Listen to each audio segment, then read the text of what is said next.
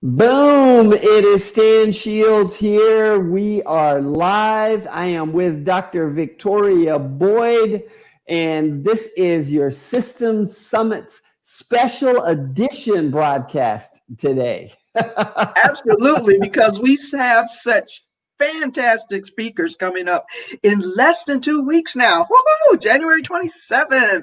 That is right. Now, before we introduce our speaker and everything, I want you, first we want to say welcome to replay viewers, but also regardless of what platform you're on, we want to make sure that you either like, subscribe, or follow.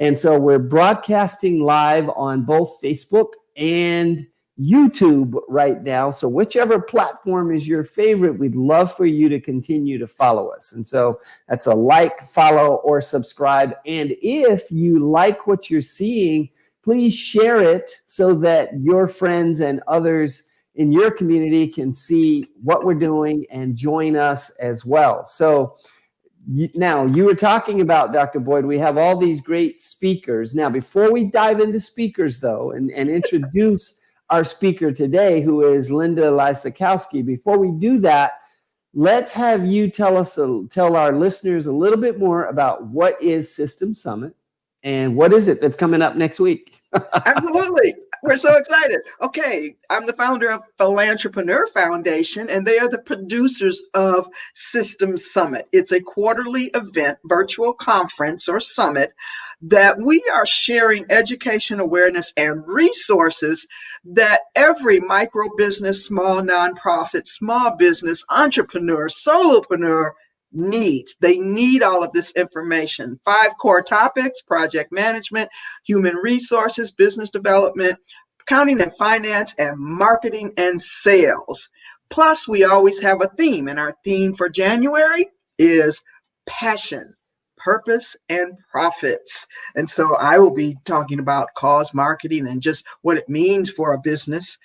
But it's going to feature 15 dynamic speakers from literally around the world: Spain, Florida, San Francisco, Seattle, everywhere around the world. We have got these industry leaders that are going to share what we call those bomb drop nuggets. So we hope everybody will go to systemsummit.com.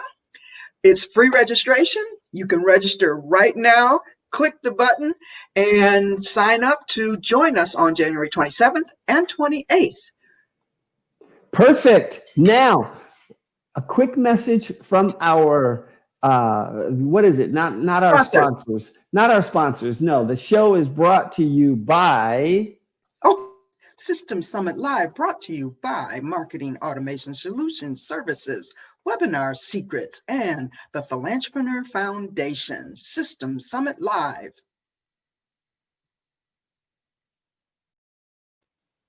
All right. Now we had to get our own plug in there, didn't we? I know. We got to get our thing in there, right? So tell everybody, you've known Linda for quite some time. So why don't you do the introduction here for Linda Lysakowski? I have known Linda Lysakowski for, oh my God, it seems like forever, but it's probably been almost 15 years or so. In the nonprofit sector, we've crossed paths in many different arenas. We both taught at UNLV nonprofit management courses. We have authored a book together. We have basically just sort of supported each other. She has presented at my live conferences, our virtual presentations, and she is phenomenal. She is one of just over 100 what is called advanced certified fundraising executives. And that means that they have gone above and beyond in terms of being the industry leader and a professional in nonprofit fundraising. So let me introduce Linda Lysakowski. I feel like I'm on the stage. Thank you, right. And you forgot that we also have presented together based on our book, Board Bound Leadership, which is one of the things that really cemented our friendship, even though we knew each other a long time before that. But yeah, that's right. Yeah, we've gone out project and a fun presenting together on that topic. Yeah, so yeah, we've done a lot of stuff together. We have, including a lot of lunches too, I think. Now that's great. I was going to ask you to tell me, okay, what are these initials after her name? I've gotten it memorized because I've worked with her enough now that immediately I wrote her name on something and I went, I think it's ACFRE. And I said, okay, now that's crazy because I guess I've written it enough at this point that I have those memorized. But tell everybody again, what is that? ACFRE. What is that? And I was just thinking I should probably have told you to put that on my title right now on our picture, but it's an Advanced Certified Fundraising Executive. And when you're in this field, there's a CFRE, which is a Certified Fundraising Executive designation. And at the time I achieved mine so many years ago, it's hard to remember that long ago, but you have to be in the field 5 years and pass a extensive written test. And then after you're in the field 10 years and you're already a CFRE, you can apply to become an ACFRE. It's a much more grueling process. It involves not only a written test, but you have to put together a portfolio of your work. And then you have to take an oral exam, sort of like defending your thesis, I guess. It's almost like a doctorate in philanthropy, but it's not a formal education process. It's based on your work experience and your commitment to ethics and your commitment to the profession. To achieve this, you have to do a certain amount of writing, presenting, mentoring, and service to the profession, as well as achievements in the fundraising field. So it's a long and tedious and expensive process, which is why there's probably only a little more than 100 worldwide that hold that professional designation. Wow. So it's pretty special. It's pretty special. Now, do you work only with nonprofits, or do you work with other business types or business forms as well? Mostly I work with nonprofits, although I do occasionally help businesses try to get their volunteers involved from their business to go to work with nonprofits, serving on boards, which is, of course, what we're going to be talking about in the summit. And I do some work with for-profit businesses, but primarily it's all nonprofits that I work with. Okay. Well, yeah, and I think it's important for a lot of the business owners, especially, if there are these micro businesses out there, oh, well, I don't need that nonprofit information. Yes, you do. You need to understand the other business forms and formats, because if you're going to really expand, and our theme is passion, purpose, and profits, if you're really going to add that to your business model, you need to understand what their needs are, what they expect, and how the two can align. Congruence of interest, as I call it. And so, yes, you can be in the for-profit sector, but you also need to understand, what is this crazy sector, this nonprofit, really for-purpose business? Because a business can actually become a benefit corporation or a social enterprise. And all of those, you need to understand the concept of nonprofit, which actually isn't really a term that IRS uses, but it's a 501c3. Right. Yeah. I was going to say IRS has their own codes or whatever that you call it, right? Well, So there's different ones, but the term nonprofit has been used for so long, it almost has created a false impression, or people make assumptions that there's no profit, there's no revenue, which really can have a bad impact on not only the mindset of individuals when they work with them, within or for them, that, everything is free. No. and that everybody should work free. No. Yeah. No. From the business background myself, I was in a lot of different sales positions and spent 11 years in the banking profession. And when I went to work for the nonprofit sector, people said, "Are you crazy? What on earth are you doing? Why are you going to work for the nonprofit sector?" Because they immediately made the assumption that I was going to take a drastic cut in pay because I was working for a nonprofit, because people tend to think that, oh, well, nonprofits shouldn't be making money and executive directors shouldn't be making a lot of money. They're running a business just like anybody else. And some of the people who are CEOs of these big national and international organizations, they're running multi-million and sometimes billion-dollar operations. So it is Sure. big business. It employs 10% of the people in this country. And so it's a big business. For me, it was exciting going from the business world to the nonprofit world, because I saw a lot of business expertise that I had that I knew would be beneficial to the nonprofit sector. But I also had a lot to learn, and I found it intriguing to look at the differences and the similarities between the two sectors. And as you said, Victoria, it's, in this country, we have three sectors: government, business, and nonprofit. And there are some jobs that government is best at doing. I know we don't like to admit that these days. We think government can't do anything right, but believe me, we need the government too. And there are some things that businesses can do better, and there are something that nonprofits can do better, but we all have to work together. It's really one community, and as a country, we need to band together, government, business, and the nonprofit sector. I've never worked in government, and I don't ever want to, but I have family members who do. Well, I can say that I have worked in all the sectors. I have been in government. I work for the state of Nevada, state of Michigan. So I've seen how all of them evolve. But one thing you said really that really hits home, and people should pay attention to, is that all of them need to look at how they can work together, because there are benefits of partnerships, alignments, and all of that. And that will be one of the topics that we'll be talking about at the System Summit. It's a system that you can employ. It's a strategy. And even in my presentation, I talk about think strategically. About how and who you might want to support in the community. I know we all have passion and we tend to sort of go that way, but is it good for your business? And that's one of the things I'll be talking about. Now, you mentioned that you're going to be talking about boards. I think that's what you said. I'm getting ahead of myself. As a board member, because done that too, you really have to think like an entrepreneur, don't you? Absolutely. And I think you have to, first of all, recognize whatever field you're coming from.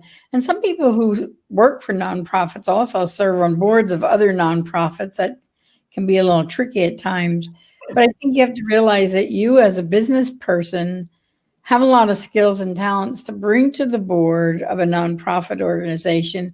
And sometimes they badly need those skills and talents. So it is a cohesive thing. And I've served on many boards. I've served as a staff member working with boards. And as a consultant, I've probably worked with hundreds of boards now. And I've seen the good, bad, and the ugly.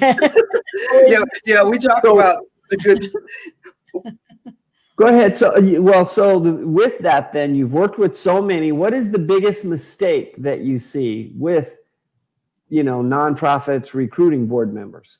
Well, there's, and I can name a lot of mistakes, but I think the biggest mistake that people have when they recruit board members is they don't think of it the same way they think of engaging a staff person. And I always like to tell people, if you're going to hire a staff person in your nonprofit, I guarantee, I don't think any nonprofit has ever done this. If they have, it's worse than I thought.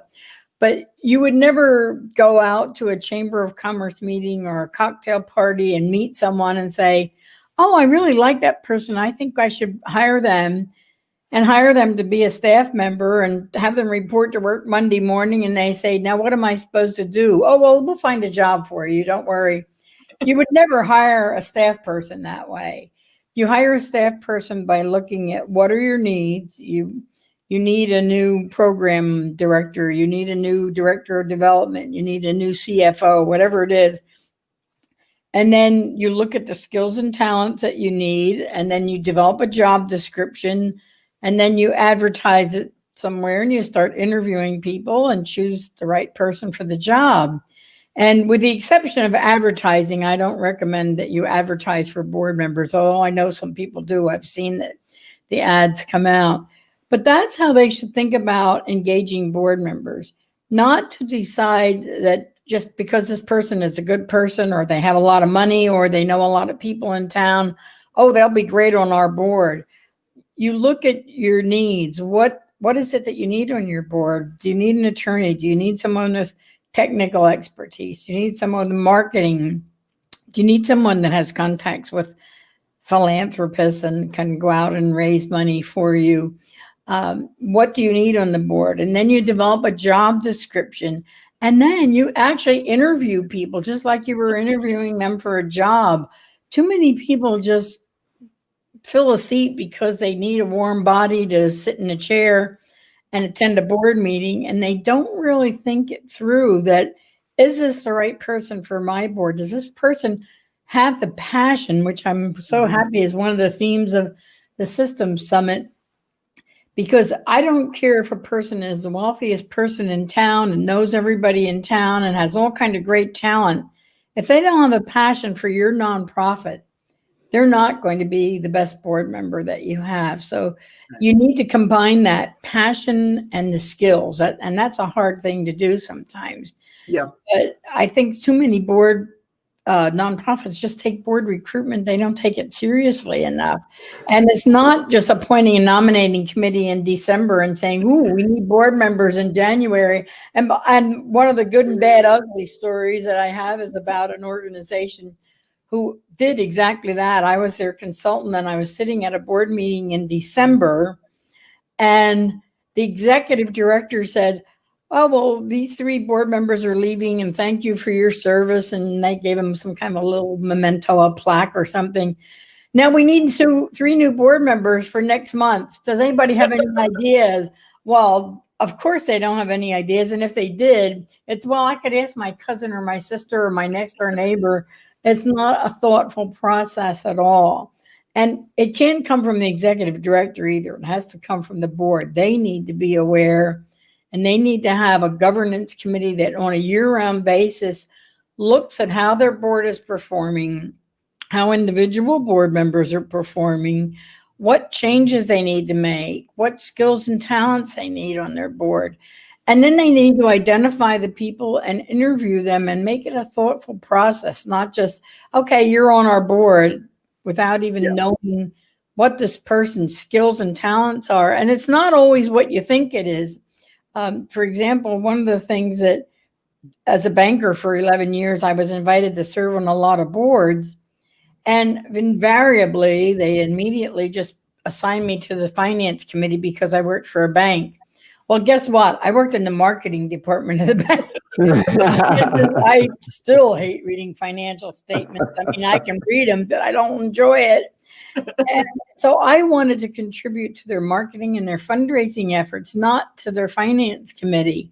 Mm-hmm. And that's what happens to a lot of people. They just get, a square peg put in a square hole because that's where they think it belongs. Mm-hmm. And sometimes that square peg really wants to be in the round hole. So. Mm-hmm. Okay. And that's why, because earlier I mentioned the term congruence of interest, that it's important that now, especially if you're a business owner, that the nonprofit or the cause that you choose to support can be very beneficial if you think about it strategically and that congruence of interest. If you're strictly going for your own personal passion, but then that's, to me, your business should be your passion too. Your business will not be a big success if it's not passion driven. That same cause should also relate and align with your business. And so that whatever impact you have can help your business and the nonprofit, without it seem like, well, that's a weird combination or something. But yeah, boards, just deciding, literally, and you've probably had experience. I've been, invited out to lunch and didn't even know this person. First time meeting them, and she came with a board packet. Here's our board packet. We'd really like to have you on the board. I'm like, I don't even know you. What organization are you from? So now that brings up a great question then. Okay, because Linda said something earlier about, well, just running an ad for a board member isn't necessarily a great idea, right? So this person kind of came to you cold or whatever for it. So what is the best way to find relationship building board members?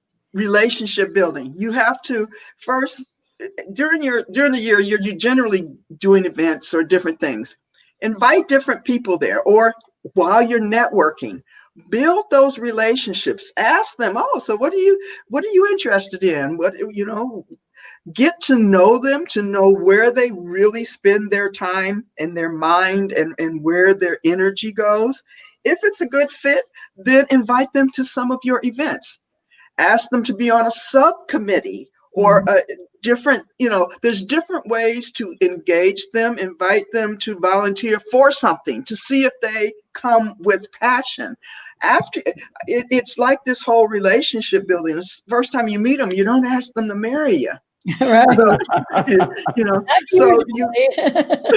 So you go through this whole relationship, and that's why the nominating committee should be working 12 months out of the year. It's up to them to invite prospects or potential board members to be and come to different events, or to get on some of those subcommittees, because you can have outside people that aren't on the board on committees. And that's the best way to go through that engagement period, as you were talking about. You don't just meet somebody and invite them to marry you. First, you date them and you can get to know them. And serving on a committee is the best way to get to know a potential board member, because if they serve on a committee and never show up at meetings and don't do the obligations that they're supposed to be doing as a committee member, and don't really seem to have much enthusiasm for your organization, you don't want that person on your board. If, on the other hand, they're coming to committee meetings and getting really active and involved and showing an interest. I had one organization that when I started working with them as a consultant, they had 8 board members, and they knew they needed to grow the board members, and they had every person on that board was a family member of someone served by the agency. So yes, they had the passion, they loved the organization, but they had nobody who could even read a financial statement. Nobody knew anything about marketing or fundraising. And I said, frankly, the best thing to do would be fire this board and start all over again, but that's not a practical thing to do, especially since we're all family members of people you serve.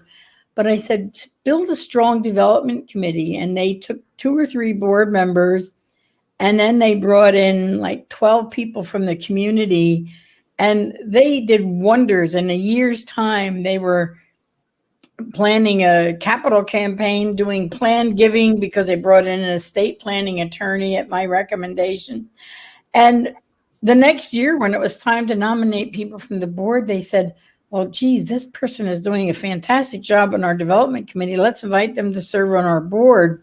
So it took a couple of years, but by the time my work with them was through, they had a board of 21 people, including the ex-mayor of their city and CPAs and estate planning attorneys and top philanthropists and people who were financial planners.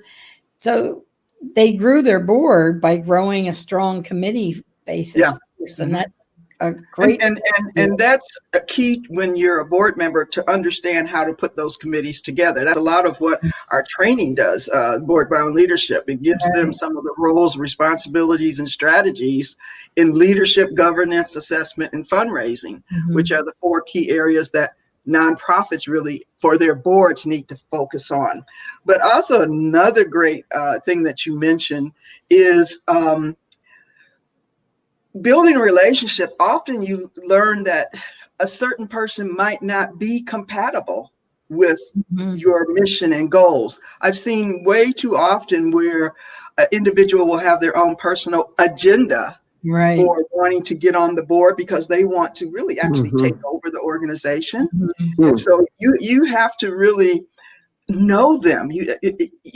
Once again, you just don't bring anybody into your organization without really knowing, are they in tune and in alignment with what your missions and goals are? And can you get along with them? Do Right. you like Mhm. The big one. Mhm.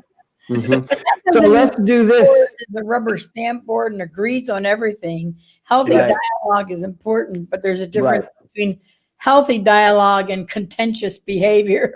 Yes, Mhm. absolutely. So now before we end up here, let's just flip it for a second and say, now, if you've got somebody that's serving on a board, how do they get the most out of the board? How do they make that a truly beneficial and rewarding and worthwhile experience for them, for themselves? I think the first thing to do is that open dialogue. As I said, you should be interviewed in the recruitment process, not wait until after you're on the board and come to orientation and then let's get to know each other. That needs to take place. And as a potential board member, if you're invited to serve on the board, you have a right to ask people what it is they expect of you and to tell them what you expect from them. Some people join boards for a variety of reasons. Some people really want to enhance their resumes, and some people, employers, are urging them to serve the community. And sometimes they have a real passion for a certain cause, and so they'll agree to serve on a board because they want to help that particular cause, whether it's animals, the environment, education, healthcare, whatever. Um, but also, I think some people get onto a board maybe because they're new to a community and they want to get to know other people in the community. And maybe they're attracted to the caliber of people that you have on your board. And maybe they do want to network and advance their business through that. And there's nothing wrong with that as long as it's done ethically and no obvious conflicts of interest are Yep. apparent.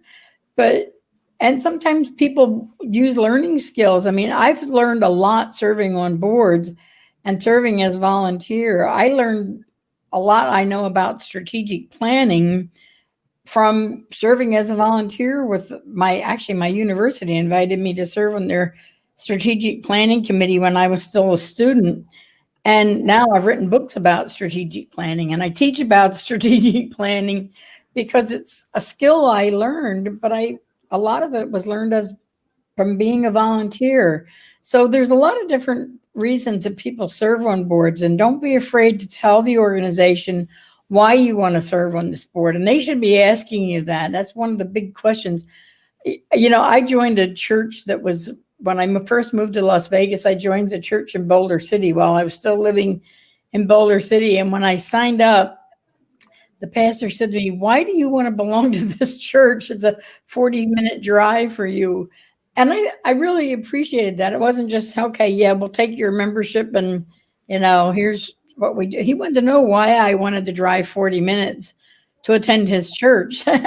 And so I was very open and honest and told him why and what I liked about the church from what I had seen of it compared to other churches.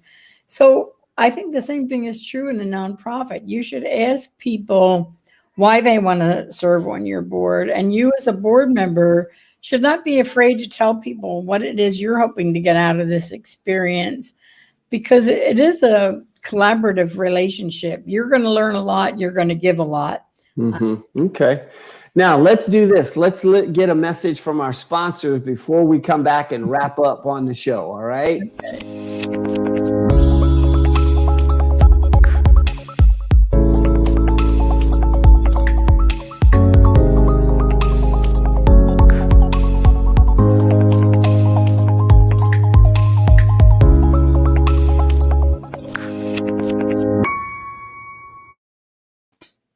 Woohoo! All right. Now, we're right at 30 minutes. It's amazing how fast Oh my that time gosh. just flies by, right? So Dr. Boyd, anything else that you would like to add with that conversation that we were just having about the board members getting, making it a memorable experience for them or anything along those lines? Well, there's strategies to make sure that you engage your board. First, ask them what they're interested in. That, to me, that's like a bottom line. Before you assume, ask. And I'll just leave it at that. Ask them what they want to do, and you will get the most out of them because they're going to go down a path that they're interested in versus just saying, okay, I'll do it. I don't really want to, but I'll do it. So just ask them what they're interested in, and I'm gonna leave it at that. Okay. And so, Linda, this is the subject for your talk then with System Summit, right? You're going to be discussing board members and whatnot. It's how to advance your business by serving on a nonprofit board, what it can do for you, what it can do for the community. And I think that's one of the important things to think about. Sometimes the nonprofit sector looks at businesses and say, well, all they care about is their bottom line. And I do not believe that's true. Businesses care about their community. And as a business person, you need to care about your community and look for something that you're really passionate about, no matter whether it's the environment or animals or, heart disease, whatever it is. And look for those kind of organizations, get involved with them maybe as a volunteer, as we've said, and see if this is a good place for you to serve on a board, because it is a rewarding experience. I've had some wonderful, rewarding experiences serving on boards, and knowing that I was helping a nonprofit fulfill their mission is really great. And knowing that I was also maybe helping my business at the same time. Okay. Fantastic. All right. So I've got Linda Lysakowski's information scrolling across the bottom of the screen, but she is a busy lady. She's got a lot of things going on. So tell us a little bit about these online courses that you have before we end the show and log off. Okay, well, I have actually right now 14 online courses. They're mostly based for the nonprofits themselves. But as a board member, right now I have 2 clients who decided what they do. They purchased some of my time to train their board. But in between training sessions, they purchased my courses. One of them, all the board members took how to be a better board member. And then we're meeting again to discuss what they talked about that. Another one has no staff. The whole organization is run by volunteer board members. So they decided each board member was going to take a different course to learn how they could best help their organization, and then come back and do a training session with me. So even though these courses a lot of times are designed for nonprofits, especially if you're on the board of a small nonprofit that doesn't have a big staff or doesn't have any staff, you're going to need to do everything. So there are courses on strategic planning, which all board members should be involved in. There are courses on capital campaigns. And if you're working as a board member for an organization that wants to run a capital campaign, you're going to be involved in that. So I would suggest, whether you're a nonprofit person or a board member, you take a look at these courses and see which ones might be able to help, because the more knowledgeable you are as a board member, the better off your nonprofit is going to be and the more successful they're going to be. So there's 14 courses. And right now during COVID, I've done something rather drastic. I've reduced the price of all of these courses to just $99 each. And they're all online, and you take them at your own. They're pre-recorded. You take them at your own leisure, but you're also always invited to post questions and contact me directly if you have questions about the courses. Fantastic. All right. And Dr. Boyd, in terms of wrapping the show up, what else do we need to tell people about System Summits? You haven't talked about the journal today. Do we want to tell them about the journal and Any last Yeah, second? System Summit. Go to systemsummit.com. You'll learn about the journal. It is the actual journal divided into several sections, the 5 core areas where you can divide and organize your notes. Plus, there's a small contact information like an address book at the back, and also an area for our special themes where you can write and jot down ideas. But this helps eliminate all of the little post-it notes and pieces of paper by keeping your business ideas organized into areas. And it will help keep your ideas and notes from System Summit. It's available on Amazon. If you go to systemsummit.com, first, register for free registration for our event, and then scroll down, look at all the dynamic speakers, scroll down a little further, click the button, and order your journal so that you will have it in time for System Summit, January 27th and 28th. Just go now. Go there now. Go make it happen, right? And come join us at systemsummits.com. That's perfect.